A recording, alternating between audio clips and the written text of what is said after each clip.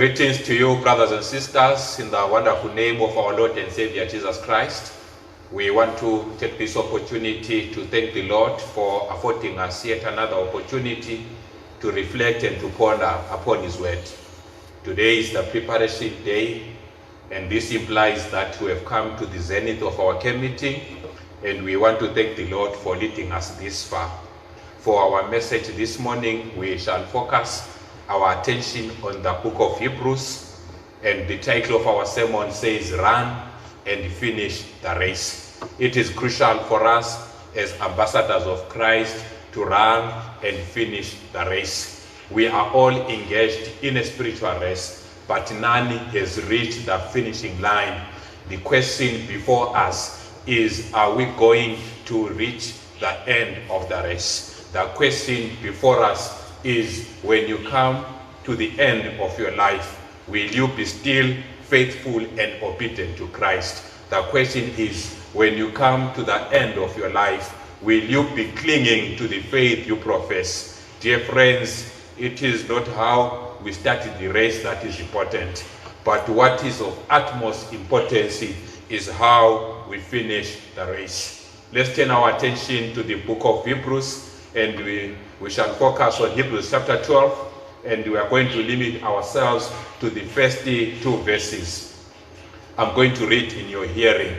Therefore, since we are surrounded by so great a cloud of witnesses, let us set aside every weight and sin that so easily ensnares us. Let us run with endurance the race that has been set before us, looking unto Jesus, the author and the finisher of our faith, who for the joy that was set before him endured the cross, despising the shame, and has sat at the right hand of the throne of God. Let's pause for a moment and have a word of prayer. Our Father and our God who is in heaven, this morning we invite you to come and be with us as we shall reflect upon your word. We pray that you may speak to us in the power and the dynamics of the Holy Spirit, so that we'll be able to understand your word, and so that at the end of this worship service, we may be able to say, indeed, we have been with the Lord. This is our prayer. In Jesus' mighty name we pray. Amen. Run and finish the race. The Bible uses different metaphors to describe the Christian experience. It is said that a picture is worth 1,000 words. Just a picture can communicate the entire library of thought.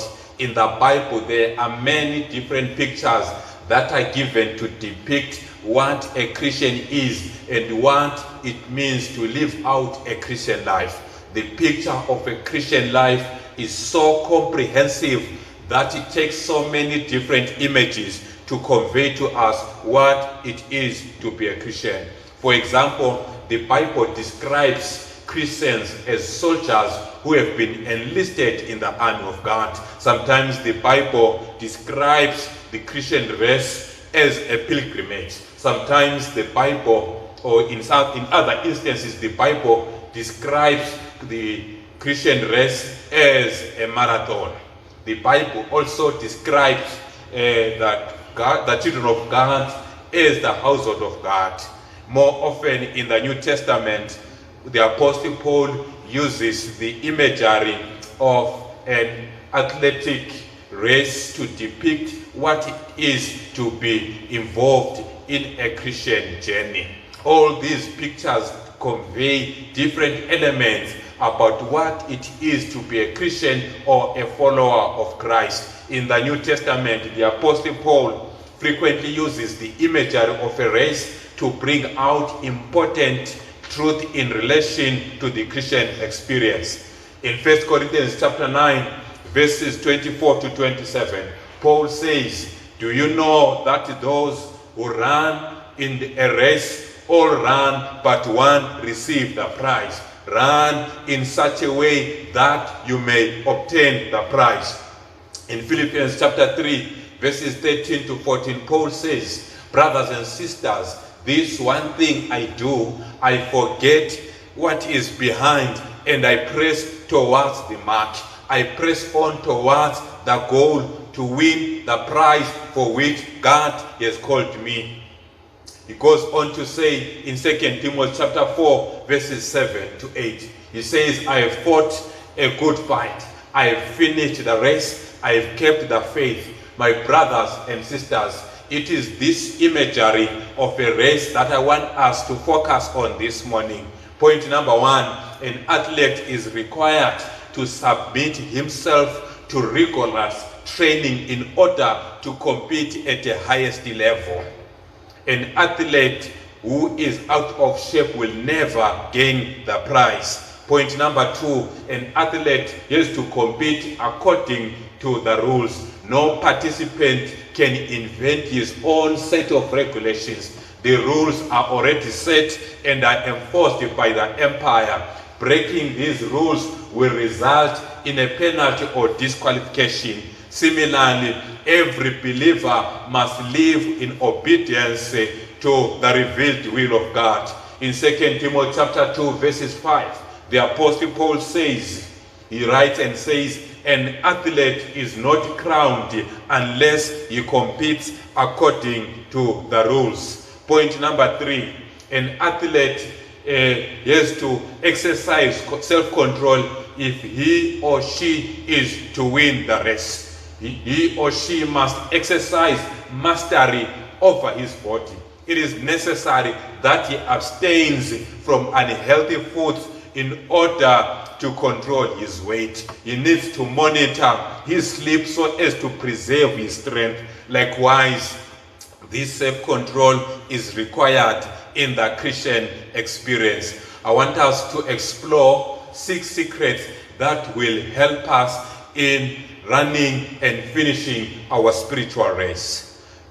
Secret number 1, study and emulate the lives of those who have run the race and have managed to triumph. Hebrews chapter 12 verses 1 says, since we have got this great cloud of witnesses, let us run the race with endurance. Paul, as he's writing here, he has the idea of those who have gone before us and have managed to fight the good fight of faith. He is referring to the heroes of faith which he mentioned in Hebrews chapter 11. He paints a mental picture about these men and women of faith as if they are seated in the grandstand, cheering and encouraging us to endure as we run our spiritual race. My brother and my sister, as you live out your Christian life, you are never alone. You have to be energized. You have to be turbocharged by this cheering crowd. The devil is a great discourager. He wants us to give up in our Christian walk. He wants us to quit our Christian race. He wants us to quit our marriages. But these men and women who have gone before us, these men and women who have managed to run this race, they are cheering us on, saying, keep on running until you reach the finish line. We need to emulate the lives of those who have run the race and managed to triumph. The heroes of faith we are studying about, they bear witness to us on how we can run the race and finish well. They are a witness to us. They are cheering us. Some of them underwent difficult challenges, but they managed to endure to the end. As you go through difficult challenges in life, think of the saints mentioned in chapter 11. Some of them faced impossible ordeals, but they endured to the end. Some of them were imprisoned. They were persecuted, but they managed to hold on until they reached the finishing line. Secret number 2, if you are to run the race and finish it, secret number 2 says, lay aside every weight that hinders you. Saints of the living God, if we are serious about running and finishing the race God has set before us, all excess baggage must be set aside because it slows us down. There are things that weigh us in our Christian experience. These need to be laid aside if we are to run the race and finish well. You can't effectively run the race with a weight on your back. It is not going to work. The weight and the hindrances, the writer of Hebrews chapter 12 is talking about. These may not be sinful in themselves, but they are preventing us from making a meaningful progress in our Christian life. It could be an addiction to social media. It could be excessive obsession about our hobbies, our careers, and business ventures. As you reflect and resonate about your spiritual life, my brother, my sister, what is it that needs to be stripped down? What is it that is hindering you from following God fully? What baggage is there in your life that needs to be laid aside? Secret number 3, lay aside every sin that ensnares you. Here, Paul is outlining another ground rule for running the spiritual race effectively. We must set aside every sin that ensnares us. If we are to run the race, we must set aside every form of sin. My brothers and sisters, it is possible to live an active life in the church while you are in a fallen condition. Judas walked and worked with Christ for 3.5 years, yet he was in a fallen condition.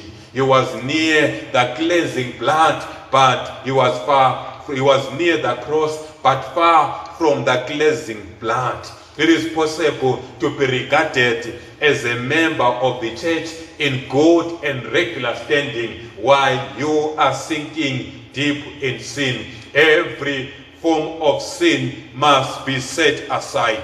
Great Controversy, page 472. He has this to say: let none deceive themselves with the belief that they can become holy while willfully violating one of God's principles. The willful commission of a non-sin silences the witnessing voice of the Spirit, and eventually it separates the soul from God. My brothers and sisters, it is a good practice to regularly ask ourselves, my brother, my sister, it is a good practice to regularly ask yourself, is there a sin that I'm doing in my life that is a hindrance to my spiritual race? Is there a sin in my life that I must lay aside so that I may run the race of faith better? J.W. Chapman once said, he said, anything that dims my vision of Christ, anything that dims my vision of Christ, or takes away my appetite for Bible study, or affects my prayer life, or make my Christian work difficult, is wrong for me, and I must, as a Christian, turn away from it. Secret number 4, run the race that is set before you. In Hebrews chapter 12, verses 1 to 2, the author of the book is encouraging us to endure the race that is set before us. My brothers and sisters, God has set a race before us. God has set before a race. You must run it. You must not walk, but you must run. God has set a race before you. The word race is in the present tense, meaning we must be continually running. We must keep on keeping on. We mustn't quit, but we must run until we reach the finishing line. The word run is in the present tense, implying that in every moment of our lives, we must run this race, and that God wants us to run the race and finish it. God has set a race before us. God has set a race before you. Each of us has a different race that is marked for us. This is your race that God has set for you. God calls you to run the race He has set for you. You are personally accountable for this race. God has given you opportunities. God has given you talents. God has given you gifts so that you may run this race for the glory and the honor of His name. So you must be yourself. You must be content with running your race. Many of us, sometimes we spend a lot of time running other people's races. We spend a lot of time running other people's races.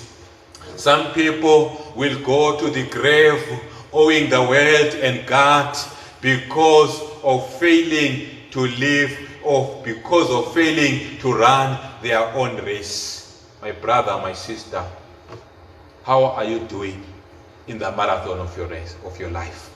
How are you doing in your marathon of life? What kind of a race are you running? Secret number 5, run the race with endurance. Secret number 5, run the race with endurance. The exhortation in Hebrews chapter 12, verses 1 to 2 is running the race with endurance.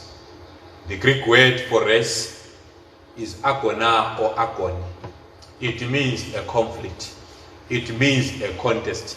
It means a struggle of many kinds. And this word agona or agony implies that the Christian race is an uphill. It involves effort. It involves commitment. It involves agony and agonizing. It calls for discipline. It involves resisting temptations. It involves confessing and forsaking our sins. The author of the book of Hebrews encourages us to run with endurance. The Greek word for endurance is hupomene. It means to remain under.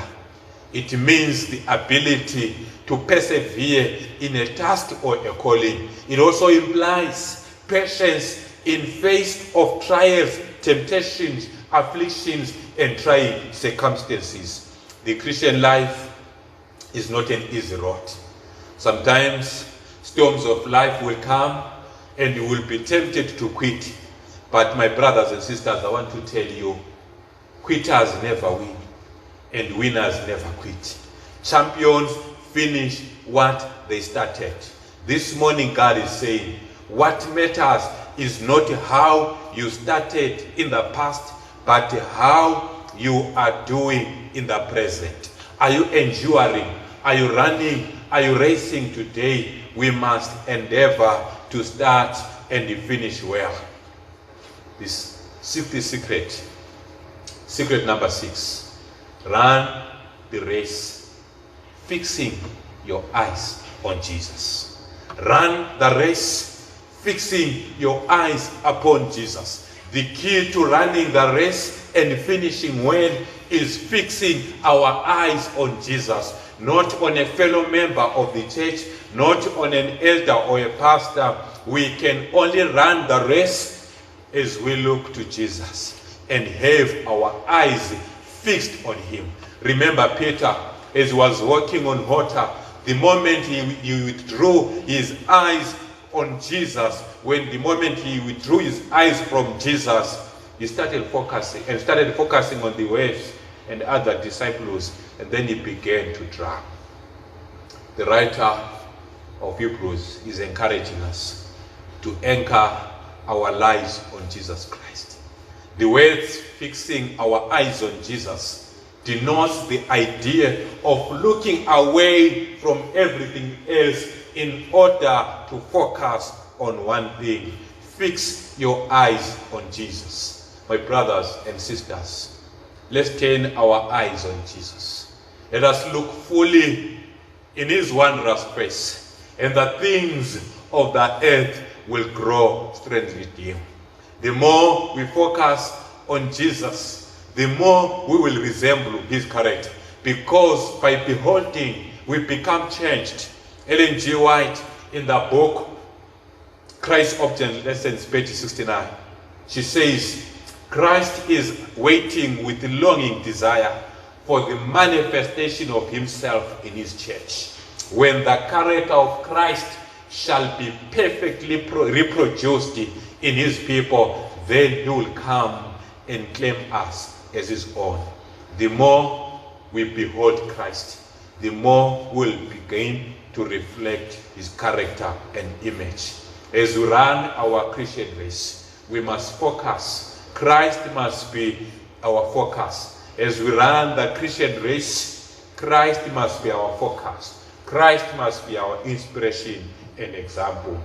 Why fix your eyes on Jesus?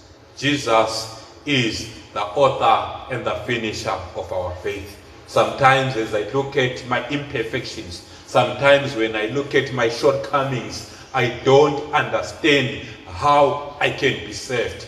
But when I reflect on what Christ did for me on Calvary, I don't see how I can be lost. Christ is the author and the finisher of our faith. He is our enabler. He is the one who empowers us to run and finish the race. Christ is our Redeemer. We must fix our eyes on him. He is our Redeemer. By his death on the cross, he delivered us from the power and the penalty of sin. And when he shall come soon with the clouds of heaven, he is going to deliver us from the very presence of sin. Why fix your eyes on Jesus? He is the answer to all our challenges. He is all what we need. He is the answer to all our problems. There is no problem too big which God cannot solve. There is no mountain too big which God cannot move. Christ must be our focus. Christ must be our anchor. He is our provider and sustainer. I know because of the impact of COVID-19 and the lockdowns, many of us, we are struggling financially. But I want to tell you, my brothers and sisters, God is our provider. Christ is our provider and sustainer. He is Jehovah Jireh, the God who provides. In Philippians chapter 4, verse 19, Paul says, and my God shall supply all your needs according to his riches in glory. God is our provider and sustainer. Christ is our provider. He is El Shaddai, the God of power, the God of authority, and the God of inexhaustible riches. My brothers and sisters, God has set a spiritual race for us to run. How are we faring in this journey of faith? How are we faring in this race of faith? Are we enduring? Are we running with endurance? My brother and sister, it is not how you start the race or where you are during the race. It is how you cross the finish line that will matter. Gary Ray Blair once said, many will start fast, few will finish strong. The Apostle Paul, at the end of his spiritual race, managed to exclaim and say, I have fought the good fight. I have finished the race. I have kept the faith. Now there is in store for me a crown of righteousness, which the Lord, the righteous judge, will award to me on that day. Not only to me alone, but also to all who have longed for his appearing. If Paul's testimony is the longing of your heart, study and emulate the life of those who have gone before you and managed to triumph in the race. If Paul's testimony is the longing of your heart, set aside every word that slows you down. If Paul's testimony is the desire of your heart, set aside every form of sin that easily ensnares you, and run the race with endurance, fixing your eyes on Jesus. God bless you. Thank you so much. Let's pray. Our Father and our God who is in heaven, at this moment in time, Lord, we pause for a moment to thank you for speaking to us in a clear and a distinct manner. How we pray, Lord, that you seal this message in our hearts so that it will equip and empower us to run and finish the race. This is our humble and earnest prayer. In Jesus' lovely name we pray. Amen.